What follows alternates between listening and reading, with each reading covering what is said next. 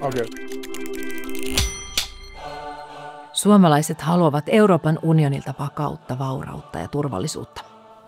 Tämän puolesta me sosiaalidemokraatit vaikutamme Euroopan parlamentissa.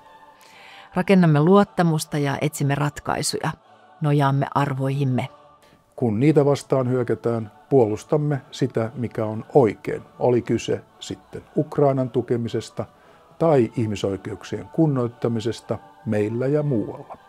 Mielestämme Eurooppa tarvitsee panostuksia puolustukseen, huoltovarmuuteen ja kansalaisten hyvinvointiin. Myös varautuminen luo vakautta. Hyvä yhteiskunta on sellainen, jossa kaikki pidetään mukana, Suomessa ja Euroopassa. Hyvinvoinnin rakennuspalikoita ovat riittävä toimeentulo, toimivat palvelut ja ympäristöstä huolehtiminen. Haluamme sujuvoittaa arkea. Ajamme kellojen siirtelystä luopumista. Olemme velvoittaneet somejättejä tekemään enemmän lapsikäyttäjiensä suojelemiseksi. Aiomme seuraavaksi laittaa rajat luontoa tuhoavalle ultrapikamoodille. Vaadimme kolmansien maiden yrityksiä pelaamaan sisämarkkinoilla täällä Euroopassa ihan samoilla säännöillä kuin mitä eurooppalaiset yritykset jo tekevät.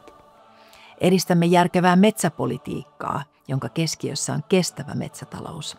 Kannatamme minimiverokantaa yritysverotukseen ja vaadimme työntekijöiden oikeuksien kunnioittamista.